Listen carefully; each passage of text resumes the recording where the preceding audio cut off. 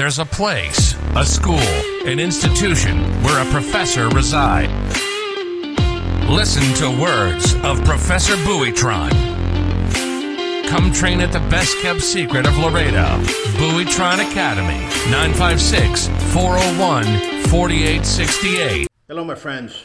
I just finished teaching class here, and I was asked a question by both some students that were here and also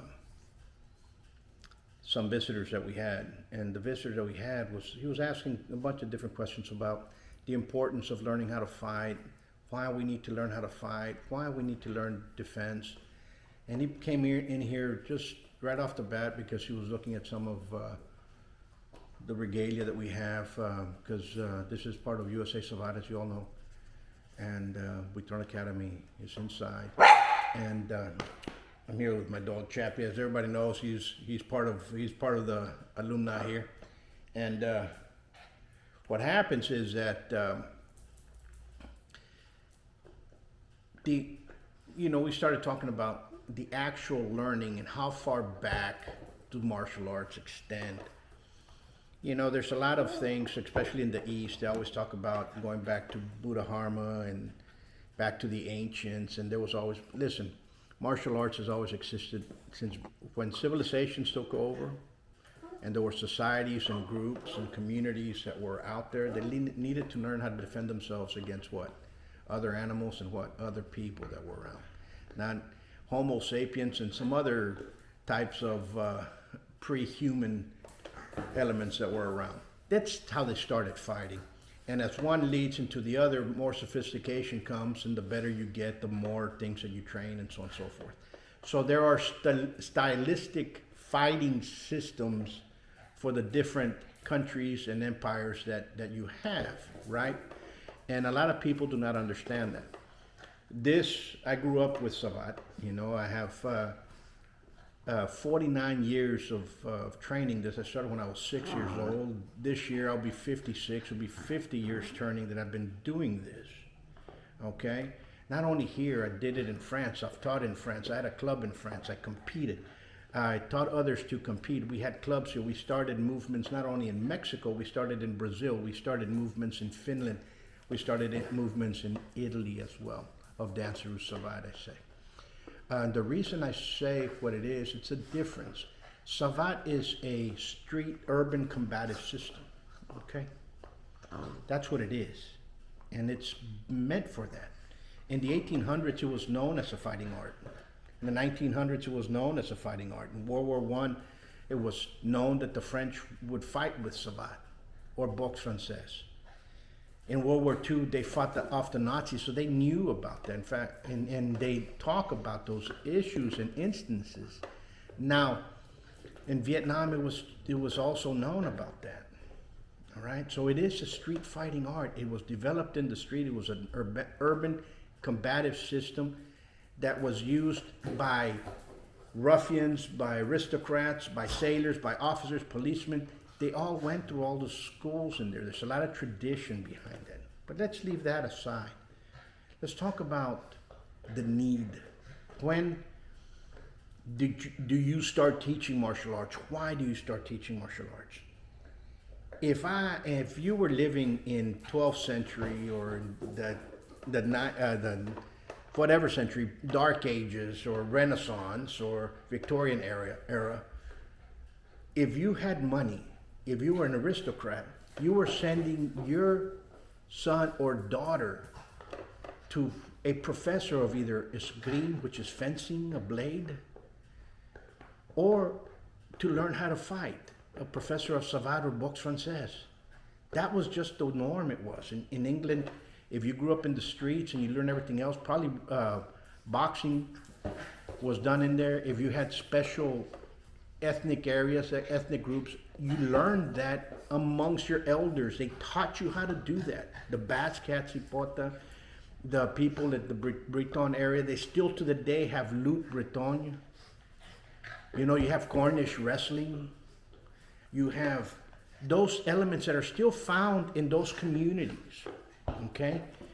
But the nobles, the aristocrats, they had what they called maître d'armes. They were taught that way. People say, Where do you see that? Well, there's a lot of books, there's a lot of manuals that have that reference and very well documented.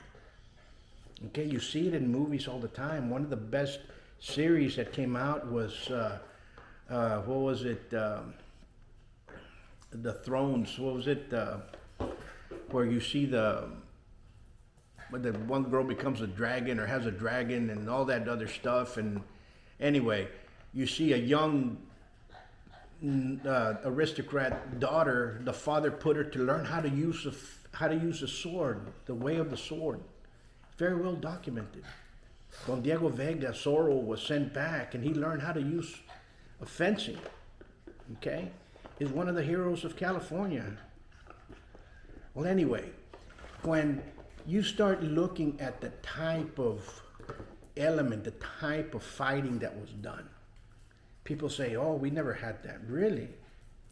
Probably the first martial art that entered into America was Spanish fencing.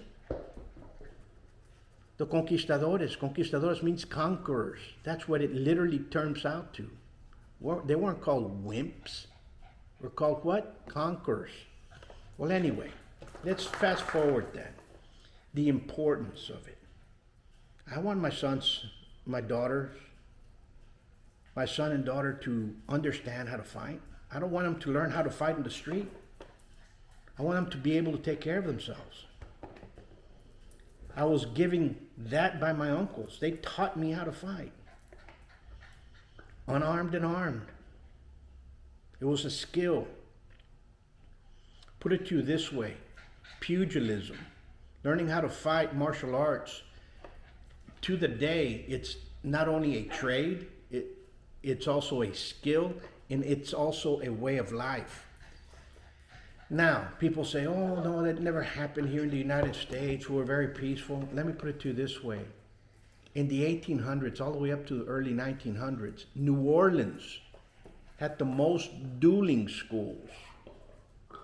I believe it was called Exchange Alley. They're in the French quarters. They had the best fencers ever. They taught it. Why? Because it was a port city. They were coming in from all over the place. Italians, Spanish, French, English, American. Southern families will send their sons and daughters to learn how to fight from those masters. Very well documented. People forget that. The greatest duelist that ever lived was Jose Pepe Lula from over there. He ended up becoming, he was phenomenal. The stories that they have of him and how he dueled, how he moved. Not only was he elegant with a blade, he was also elegant with his fists and feet. Okay? So if you're a father or a mother, it is essential for you to teach your kids how to defend themselves. We live in a society right now that is beyond measures, where for kids in high school are being faced off with rogue police departments. They're being faced off with gangbangers and peer pressure itself. And the best way to combat that is for them to be sure of themselves, to have that confidence to say no. And where do you learn that? In certain martial arts schools, not all of them. I have a lot of colleagues that teach martial arts, and in 3 months they're wearing a black belt. That person couldn't fight his way out of a wet paper bag. Listen, reputation and skill follow you. I was asked, what happens if a person from you goes out and fights on the street? I don't want them fighting, but I also don't want them cowarding. They're going to be capable. You want capable students to be able to continue forward. Let me tell you a nice little secret. I teach my students, so when they're silver gloves or when they're a black belt, to be able to take care of business, not from the other students of other martial arts schools, but to the instructors that teach the other systems. Why? Figure it out. It's a very simple way of thinking. My students will be prepared to be able to take care of the other instructors that are teaching. Listen to what I just said. Okay, and the reason I say that is I'm going to produce a well-capable individual. And that's what you want to do. I don't condone fighting. But also I do not condone the violence that's out there. And also do not condone the essence of being a coward. A coward has no place in my book. Okay? And what happens is that, look, this is my little protector. This is the one that watches my six. And what I'm saying is, when you come to a martial arts school, when you train in a martial arts school, you're going there to learn how to defend yourself. And if you're not able to produce that, or to teach the elements thereof, then you're failing as a school. It's just the way it is. It's just reality. And that's a reputation that you carry. Now, furthermore, I'm going to talk a little bit about the essence of why you learn. You bring in people to learn. I teach Savate, I teach Kempo, we teach Capoeira. You're going to learn how to be respectful, because you're going to learn respect. You're going to learn what a punch is, what a kick is, what it's for, and when not to do it. Okay? The problem that we have is people tend to teach a false sense of discipline. Okay? Ego is not discipline. I'm going to divide discipline into two parts. The discipline that you get when you're getting rearing of your child. When you tell them no, it's no. When you're being grounded, it's grounded. I'm not talking about you beating your child up. No. I'm talking about punishing them when they're doing something wrong. Whether you take away their toys, whether you take away whatever they're doing. Because if you do not do that, that child is going to grow up to a teen to adult that does not have discipline. In the martial arts, you're going to learn discipline, when to be in time, when to do something correctly, especially in Savate. You better learn how to lift up your hand, because if you do not lift up your hand and you get hit, it's not my fault, it's your fault. So you start understanding the discipline of learning, and that projects into many other things. And the other thing that it projects into is having discipline in the other studies that you do. And if you already left high school, it'll give you discipline for college. And if you already left college, it'll give you, or you didn't go, it doesn't matter. It gives you discipline in the workforce. It gives you a discipline of being a well-rounded man or woman. Okay? That's the essence of the martial arts. But now, as that gentleman asked me, fighting is one thing, self-defense is another. You have to know how to fight, in other words, protect yourself. You can't just learn a technique or two and go out there and say, oh, this is what you do here. Because if you have never been tested, believe me, when the reality strikes, it's going to strike very hard. Folks, I'm not here saying that I'm the best. I'm not, near thereof. But what I am saying is that I'm always training to become better than I was yesterday, and seeing the objectives of what it is now in the sense of crime. Look at the area where you live and see what type of crimes they are, what type of attacks they are. Okay? There's a lot of videos out there of people filming street fights. Look at those attacks. Understand what martial art you're training for you to be able to better yourself in the future.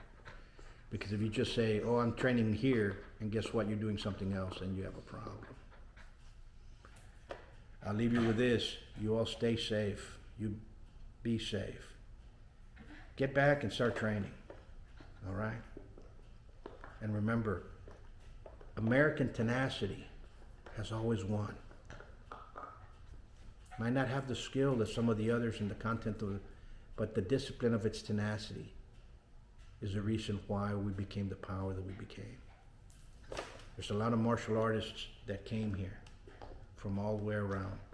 The Spanish, the French, the English, the Chinese, the Japanese, the Koreans, the Indians. Okay? And they've all left behind those parts, and it has grown. American rough and tumble is a different element. And I consider Danse Russe Savate part of that American rough and tumble. Why? Because it was, even though Danse Russe Savate has its roots in France, it was forged here in Texas. And there's a lot of people out there claiming that it is French. It's not. It was forged here in Texas. Why? Because its tenacity is different. I'm gonna take them out for a walk. You all stay safe. Be safe. Press like, share, and remember, America has a great history of fighting. And if you're going to go train in a school that fits you and your needs. Understand what you're learning and what you're learning for. Okay?